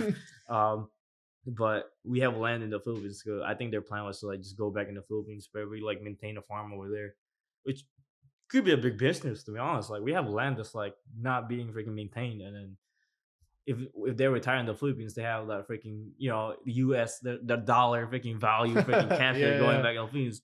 I'm pretty sure they could freaking we could probably support them and they could start a business over there because like your parents, like my my parents, my mom hates freaking just being a stay at home to the point where like she's doing her like small businesses on the side, like, or something like that, or like Yeah. actually being so productive at the house, like, My mom tries to do the same thing. Just oh, can't stay still. I think her thing now is like flowers. She like she was probably like the happiest when like we'd go to freaking it's not we'd go to Costco, or not even Costco, what's the one place we'd go like a garden and buy her freaking stuff. Mhm. And that's one of her happiest things, like, oh yeah, I have another plant to take care of or something like that. And she'll get depressed on winter time because like all her plants will die outside. Oh And then man. she'll try to salvage stuff that could go inside the house. So like inside of the house right now, you'll see freaking just just at the sala or something like that. It's like full plants that she freaking salvaged because it started snowing, and then it's like, which is funny. It's funny, but yeah, I think me that's like one of. I'll be satisfied if my dad freaking retire and freaking not worry about freaking providing about everybody Yeah. anymore. I mean my brother. There's three of us. I'm the middle kid. My younger brother is still going to school. My brother already freaking. My brother's actually gonna propose to his freaking girlfriend next weekend. He's freaking nice. 3 times the charm or something. No, but yeah, I think he's doing well with his life. I think my younger brother, once he's like graduated in college, I think my parents are gonna be like, "Yo, I think it's time to like retire," and which is I 100% like right now. I honestly want freaking everybody to just retire. Like if their plan is going back to the Philippines, which I want to go to the Philippines, I've never been back yet, but I think I don't know. Me personally, I don't think I would go retire in the Philippines because like I spent most of my time over here now. I Mhm. think I'll keep the Philippines over as a freaking vacation spot. Yeah. Also want to go back there. It's just also the traveling is like so damn long. If it's not freaking 20 hours, I would go fly there. Uh, Probably like freaking 10 times a freaking year or something like that. But Yeah. also it's so expensive. You know what? Maybe the goal is like for me to realize it's like I don't even care about the freaking price of going back to the Philippines. I could just spend that money. Mhm. But 2 grand for a ticket, bro. And you're telling me I have to travel for a whole day? Holy. Nah. Yeah. But that might be a good goal. Like, like I could just freaking buy a ticket any day and freaking go back to the Philippines or I something. guess I misunderstood your when you say, because a lot of the times you were like, I'm lazy. I don't want anything. But I guess I never looked deeper into the why is it that you said that. And now it's like your mom doesn't work. Your next goal will be to, have your dad out to work and be able to have the freedom to be able to travel back Yeah, home whenever you want. So I right. guess you Yeah. do want stuff. It's not that you're, but It's just not like something about myself though. I think the only thing that separates me is like I don't have ambition for myself. Like it's yes, I do have ambition like purchasing whatever small freaking purchases, whatever. but it's never like a big goal of like about myself. Some of the stuff I do is like I rather do something for like somebody else. Like I rather do 100% at work, and then when I get home, like do nothing at all for myself.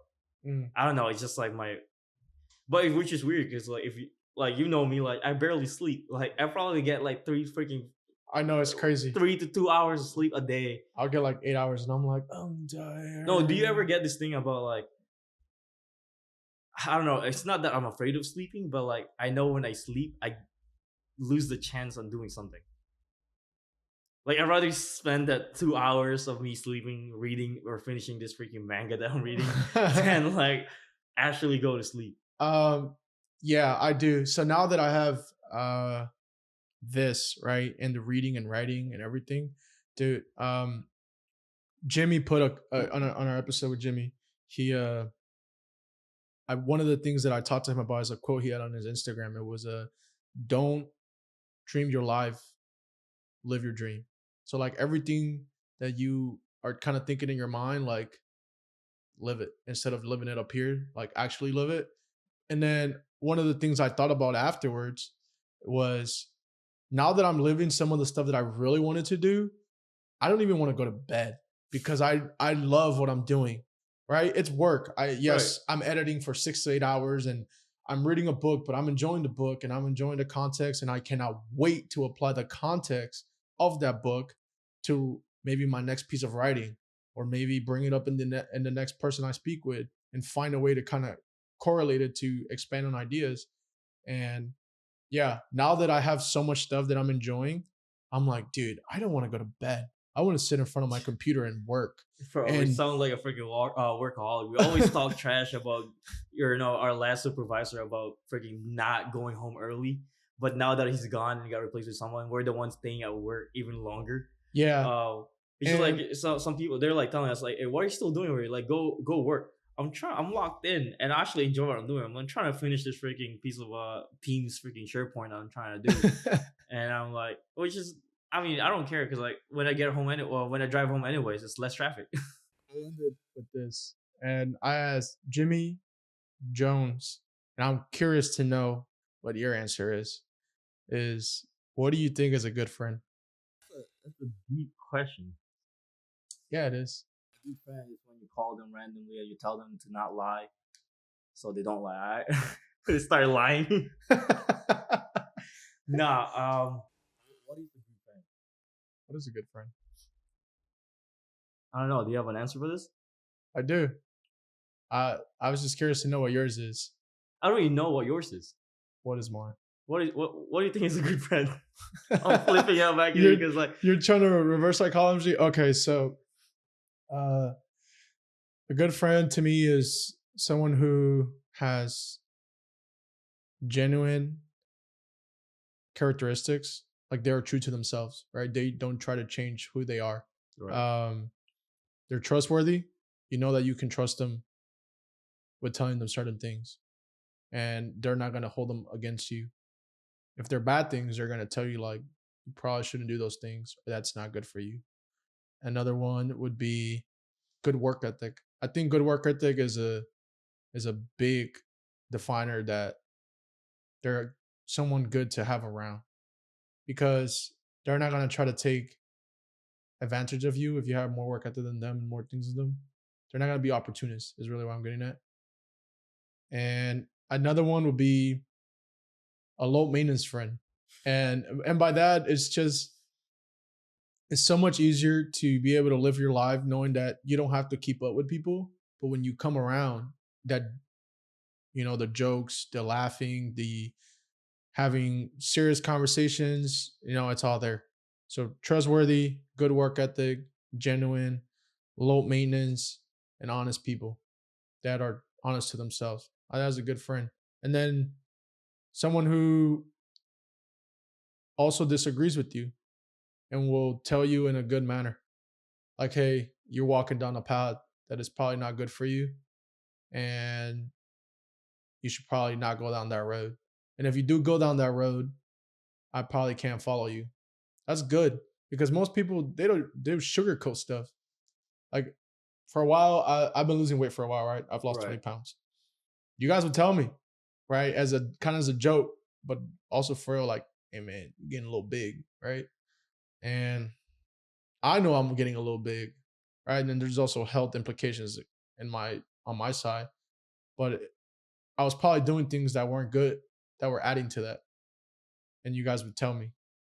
Um, so yeah, I think that there's like qualities, good work ethic, trustworthy, genuine to themselves, honest, low maintenance, and willing to disagree with you when you're not doing the right things because you know what's right or wrong. Yep. You know, a good friend will tell you that. They'll tell you, hey man, can't go down that road with you if you continue that way. I love you, but I can't follow you. So that's my definition of good friend. Someone who's just there. That's Jimmy's response. And I agree. Someone that's just there for the good and the bad. It's a good friend. That's what I was gonna say. Really? No, I think my biggest bit was like I agree with the last sentence. I would like someone that's like just there. It's not just there. It's like a really freaking simple freaking oh yeah, just there. But like it's those friends that actually freaking you probably haven't talked in like freaking like you when you left the freaking Albany, right? You left, but there's times where we like reach out to each other like what's up, what's good, right? They're like don't matter how long you haven't talked before, but like um they will freaking reach out to you Mm-hmm. from time to time, be like, hey, what's up, like what's going on, and then I think that's how actual friendship freaking like the real friendship is like no matter what freaking pathways you freaking go to, like you look out for them and like you reach out to them no matter how long, right?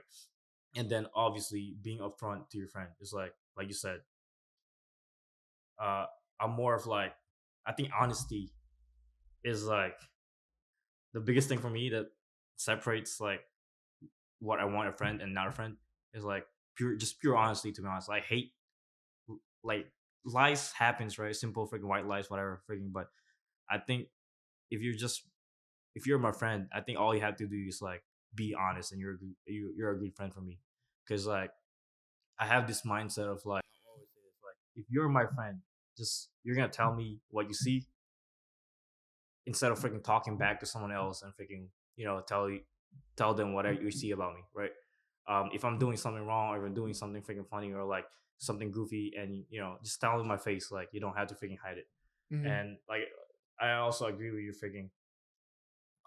Yes, we'll joke around about stuff, freaking. You back me up if I'm doing something wrong, but you're still gonna be there, freaking tell me that you're freaking wrong. Because like I think people that backs you up on like stupid freaking ideas or stupid freaking things to do, they're not your real friend. I think they're just using you for either entertainment for themselves or like they're I don't know, man. I don't know how to explain it. Like there's real friendship freaking born on freaking doing the same freaking thing. But like if you're really wanting something good for your freaking friend, then you not go down the wrong path and freaking try and correct them at least. But I Mm-hmm. think the most important for me is like honesty and just being there for them. Because I made some of my freaking friends just like I don't even see on the daily, and I consider them actual real friends. Because like on the days I'm actually down, they're like you lose the friends that's like around you, or like if on your days that you're like you can't provide, or like you're broke or something like that, you lose so many people around you. But there's like real ones that actually freaking reach out to you and probably like offer you, like they don't have to offer you freaking hey, here's some money if you can't spend money, but like they just reach out to you. I think that's Mm-hmm. one of my important freaking thing Yeah. as a friend at least. Like I'm very friendly, but I think I don't usually freaking look at freaking people like there's like people that like I have really bad attitude, and then most of the people will say, oh, I hate them. I don't really say the hate word as fast as I can. Like you probably don't see me freaking yelling at someone or like actually being angry at someone unless they do really something really stupid, or like they Yeah, you're really insult my family. you're passive. You're pretty Yeah, passive. You're a but calm person. Yeah. but there's only a couple people that I would freaking like people that are like honest with me and freaking always there freaking looking out for me. Yeah. I think that's why I consider real friends. And you have those qualities. I mean, Also, the friends that would freaking when I told them I have balut, and they would try the balut. That's a real friend right there. I think that you'll be the freaking friend for my life, like my best friend for life, if you actually try the balut. All right. I guess this is a shot for me to go eat some balut. But no, yeah, I agree, man. And I appreciate you for doing this. I caught you out of the whim. I was like, hey, you were like, whatever you're even going to talk about. I don't think you were probably expecting this. The friend question got me and like, huh? Because there's just like so much stuff that like go in my head and like, Yeah. it's a really deep question, bro. Like, I was on the phone yesterday with dad. dad, and he told me, he was like, with you starting your podcast, there's times where I'm driving back home and I think to myself, if he were to ask me to go on, what would the conversation be and what questions would he ask me? And he's like, when I'm stuck in my mind, you're the person that comes to mind when I'm trying to solve a problem because of the way you ask questions. And I was like, what? That's kind of crazy. He's like, no, but now that I don't have you around every day, but I had you around for a while, I can kind of pinpoint like, he will probably say this is not good, or he will probably say this question for me to move forward with something or not move forward with something. So I think that's real friendship right there. And like, you were also I don't know what you thought you were gonna expect, but I was just like, hey, like it's just gonna be a conversation. I was expecting to explain what balut is. Okay. All right. We'll end it with what balut is. So balut is like a duck egg, right? Uh-huh. And it's been like, it's depending how old they want the balut to be. It's usually like 14 days to 20 days old, something like that, be incubated, and then they boil it. And then what you expect with balut, it's not a regular freaking egg where you just see the yolk. You actually see a developed freaking duck, a chick that's like looking at you while you're eating it. But it's really good. It's a really freaking good freaking Filipino street food that you'll see everywhere at night. They're selling it with like a little bit of salt or vinegar on the side on this little freaking plastic, and you crack the top portion. It's a small shell. You just enough for this. There's like a little bit of broth inside. That's where you freaking put the salt, the vinegar, and like you suck it. Flavor, and that's where you start peeling the freaking shell off. That's where most people are freaking sell. What is that? Because you see the freaking duck. And some of the freaking ducks are like way developed than more other freaking eggs. All right, so you see probably like a little bit of feathers or beak or maybe the eye looking at you while you're freaking trying to eat it. But that's where people say it's nasty, but it's just chicken, bro. It's like it's a duck. Look at them chickens. Yeah, right. It's just like a little duck, but I would say 100% recommend trying it. All right. Well, I guess we're gonna have to try, or I'm gonna have to try some balut at some point. But clip this. Yeah, I'll put it as with my Osmo as a vlog. Gotta try out the brand new freaking new camera that we got. You know what I'm saying? But yeah, no, man, I appreciate you coming out.